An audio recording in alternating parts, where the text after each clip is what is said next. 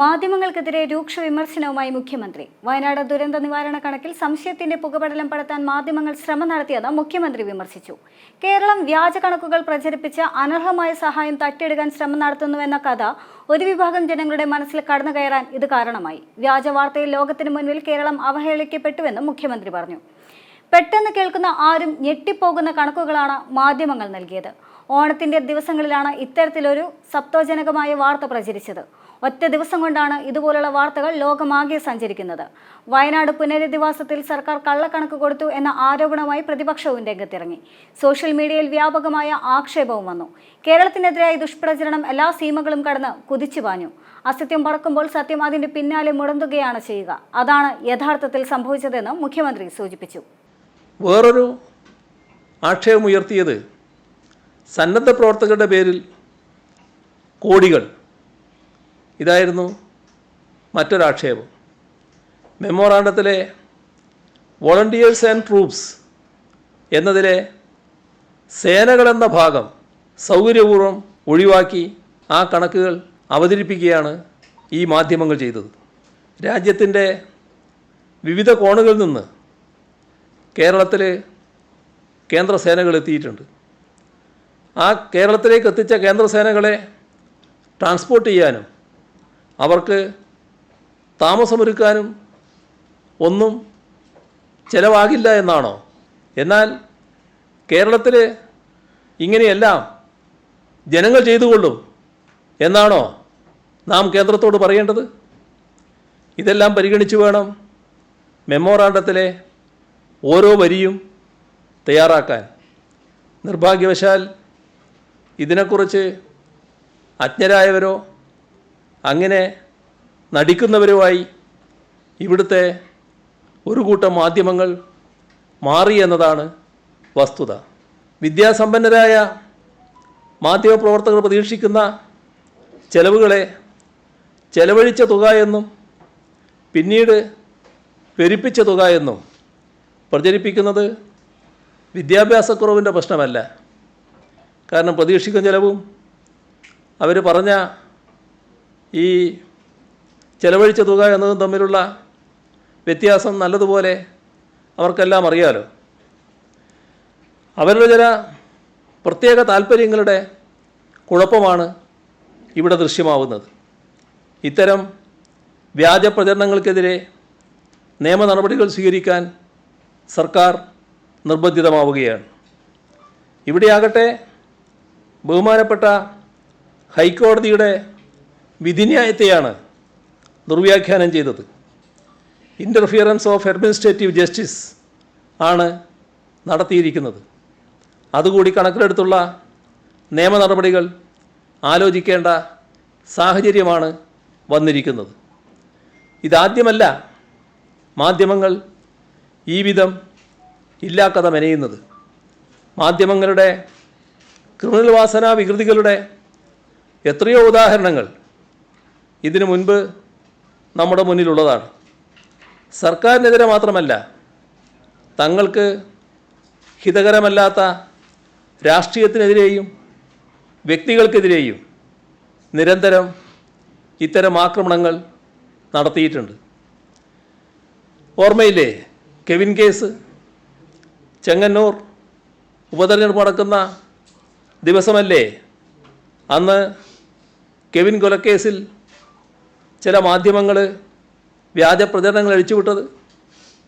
നടന്നത് ദുരഭിമാനക്കൊലയാണെന്ന് വ്യക്തമായി അറിഞ്ഞിട്ടും സംഭവവുമായി യാതൊരു ബന്ധവുമില്ലാത്ത DYFIയെ പ്രതിസ്ഥാനത്ത് പ്രതിഷ്ഠിക്കാനായിരുന്നല്ലോ ഒരു വിഭാഗം മാധ്യമങ്ങൾ വല്ലാതെ വ്യഗ്രത കാട്ടിയത്.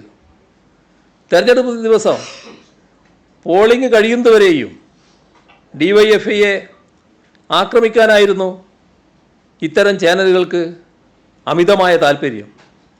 അവസാന വോട്ടും വീണ് കഴിഞ്ഞുവെന്ന് ഉറപ്പിച്ച ശേഷം മാത്രമാണ് കെവിൻ കേസിലെ പ്രതികൾ ഭാര്യാ സഹോദരനും പിതാവുമാണെന്ന് വ്യക്തമായി റിപ്പോർട്ട് ചെയ്യാൻ പലരും തയ്യാറായത്.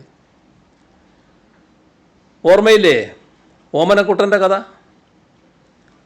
അത്ര പെട്ടെന്ന് മറക്കാൻ കഴിയുന്ന ഒന്നല്ലാലോ അത്. പ്രളയ സമയത്ത് ചേർത്തലക്കാരൻ ഓമനക്കുട്ടനെ ഏത് രീതിയിലായിരുന്നു ക്രൂശിച്ചിരുന്നത്? ആലപ്പുഴ ജില്ലയിലെ ദുരിതാശ്വാസ ക്യാമ്പിലേക്ക് അവശ്യ സാധനങ്ങളുമായി വന്ന ഓട്ടോക്ക് വണ്ടിക്കൂലി കൊടുക്കാൻ പണമില്ല. അതുകൊണ്ട് ക്യാമ്പിലുള്ള ചിലരോട് 70 രൂപ ഈ ഓമനക്കുട്ടൻ പിരിച്ചു. ആ ഓമനക്കുട്ടൻ CPIM-ൻ്റെ പ്രാദേശിക നേതാവ്. അദ്ദേഹത്തെ ഏത് വിധേനയാണ് കൈകാര്യം ചെയ്യുന്നതെന്ന് മാധ്യമങ്ങൾ തന്നെ സ്വയം ആലോചിച്ച് നോക്കിയാൽ മതി.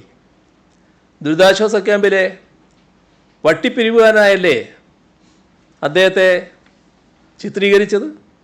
ന്യൂയോർക്കിലെ ലോ കേരള സഭാ മേഖലാ സമ്മേളനം, അതിനെപ്പറ്റി എങ്ങനെയായിരുന്നു വാർത്ത? താരദിശ മോഡലിൽ പിരിവ് എന്നല്ലേ വാർത്ത ചമച്ചത്? ലോ കേരള സഭയിൽ മുഖ്യമന്ത്രിക്കൊപ്പം ഇരിക്കാൻ 82 ലക്ഷം രൂപ ഫീസ് എന്നായിരുന്നു ആ ഘട്ടത്തിൽ കൊടുത്ത തലക്കെട്ട്.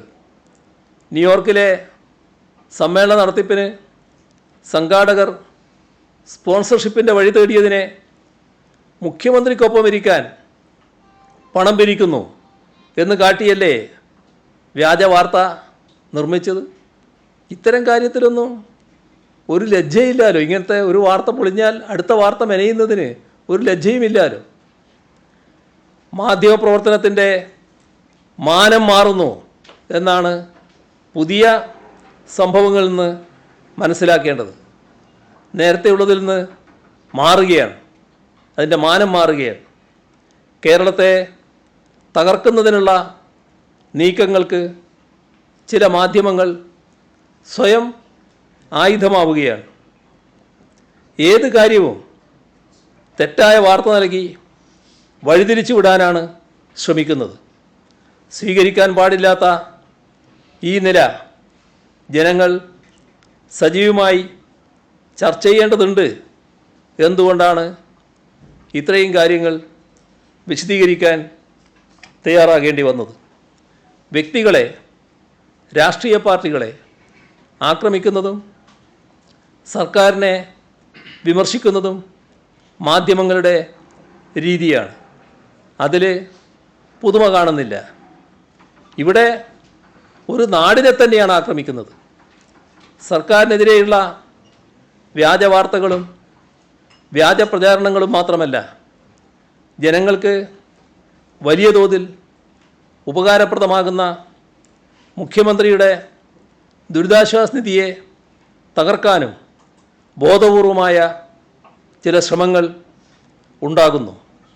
അത് പല രൂപത്തിൽ ഇപ്പോഴും തുടരുന്നു.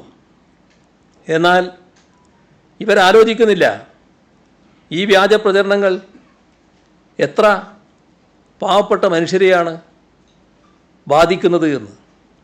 മുഖ്യമന്ത്രിയുടെ ദുരിതാശ്വാസ നിധി ഇല്ലാതായാൽ ആയിരക്കണക്കിന് മനുഷ്യർക്കാണ് ചികിത്സാ സഹായം ലഭ്യമാകാതെ പോവുക. അതോടൊപ്പം വിവിധ ദുരിതങ്ങൾ നേരിട്ടവർക്കുള്ള അടിയന്തര സഹായങ്ങളും നിലച്ചു പോകും.